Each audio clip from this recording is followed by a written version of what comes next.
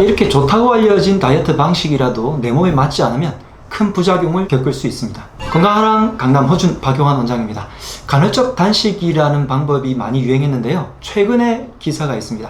2003년부터 2018년까지 미국의 간헐적 단식을 하는 2만 명의 사람들을 대상으로 조사해봤는데, 간헐적 단식을 한 사람들이 간헐적 단식을 하지 않은 사람보다 무려 91%나 되는 큰 수치로 심장병이 걸릴 확률이 높다는 결과가 발표되었습니다.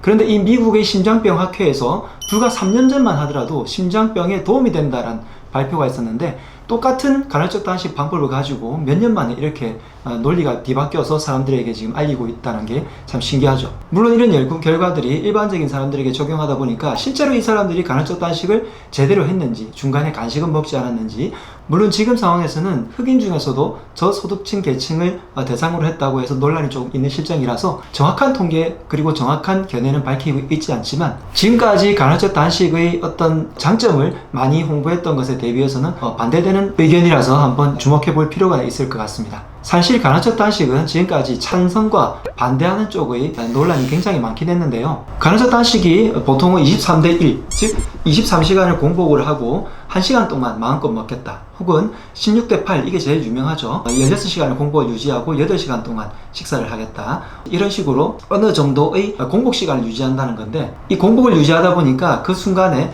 케톤체가 훨씬 더 빨리 유도가 되고, 그럼으로써 인슐린 저항성이 훨씬 더 낮아지면서 몸에서 항산화, 항염증 효과가 늘어나고, 그럼으로 인해서 노화도 방지되고 당뇨에도 도움이 되고, 특히 무엇보다 체중이 빠진다는 그것 때문에 많은 분들이 하게 된 것 같습니다. 그런데 반대로 실제로 해보니까 많은 분들이 이것을 적응하는 과정에 있어서 허기짐, 두통, 그리고 집중력 저하, 소화불량이나 신경이 굉장히 과민해지고요, 피로감, 기력 저하, 그러므로 인한 구취, 수면장애라든지 탈수증, 그리고 영양이 부족한 영양실조의 어떤 여러가지 증상들이 많이 발생해서, 이런 걸 겪은 분들은 아마 간헐적 단식을 반대하는 분들이 많을 것이고, 간헐적 단식을 잘못 시행하게 되면 간헐적 폭식으로 이어지기 때문에 또 다른 문제를 야기할 수 있게 됩니다. 분명히 간헐적 단식이라는 것은 식단을 조절하는 것이기 때문에 어떤 정도의 일정한 효과는 있죠. 그런데 제 생각에는요, 비만인 사람들이 체중을 어느 정도 줄이기 위해서는 간헐적 단식 같은 식단 조절이 필요하지만, 정상 체중인 사람들은 간헐적 단식 같은 그런 엄격한 식단 관리가 아니라 평소에 먹는 음식의 종류 중에서 인스턴트라든지 혹은 과당이 많은 것이라든지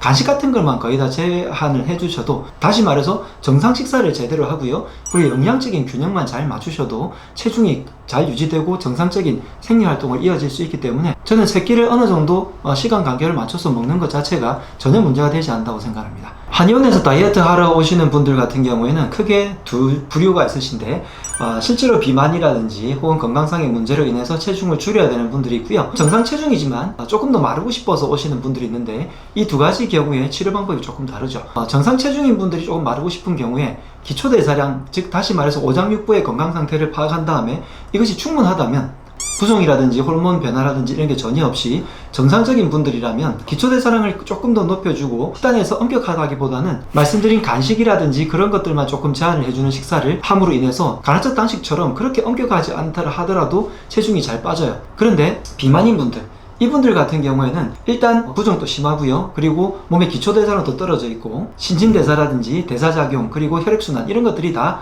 문제가 있기 때문에 이런 분들 같은 경우에는 일단 소식, 절식을 조금 시킵니다. 즉 첫 번째, 전체적인 열량, 칼로리 같은 것을 조금 제한하는 편이고요. 그런데 이렇게 할 때도 아주 중요한 것이 영양적인 균형은 맞춰줘야 돼요. 탄단지와 비타민, 미네랄, 식이섬유의 영양적인 균형이 맞춰진 상태에서 전체적인 식사량을 줄여야 되고요. 그래서 첫 번째는 식사량을 제한하는 거, 소식, 절식의 개념이고, 두 번째는 영양 균형을 맞춘다는 거, 세 번째는 간헐적 단식처럼 식사의 제한, 식사 시간의 제한을 둠으로 인해 가지고 이 세 가지를 다 맞물려 돌아가면서 식사 제한도 하고 열량도 제한을 했으니까 에너지를 높여야 되겠죠. 그 에너지를 높이는 방법들을 한약으로 대체해주는 이런 방식을 써서 치료를 하고 있습니다.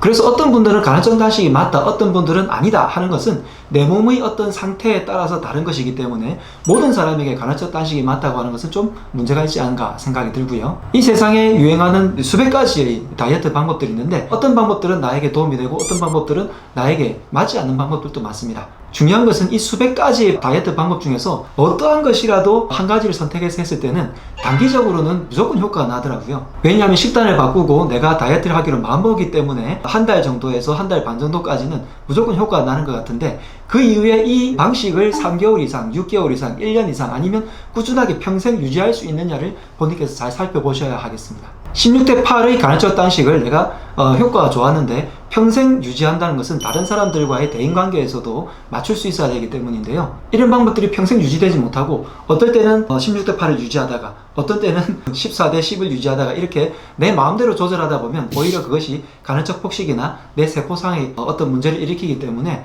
오히려 실패하는 경우도 생긴다는 거죠. 첫 번째, 어떠한 유행 방식, 즉 간헐적 단식이라 하더라도 내 몸에 맞는지 나의 라이프 스타일을 한번 살펴보시고요. 두 번째는 이것을 지속적으로 꾸준하게 할 수 있는 건지 그것을 체크하시고, 세 번째, 어떤 사람에게는 맞을 수도 있고 어떤 사람에게는 부작용이 나타날 수도 있으니까 내 몸에 적용해보는 과정을 꼭 거치셔야 하겠습니다. 최근에 미국 심장학회의 발표 중에서 간헐적 단식이 심장병 확률을 높일 수 있다는 연구 논문으로 간헐적 단식의 장단점에 대해서 한번 비교해봤는데요. 여러분들께 도움이 되는 정보였으면 좋겠습니다. 내용이 좋으셨으면 좋아요, 간헐적 단식을 하시는 분들 주위에 있다면 공유도 해주세요. 건강하랑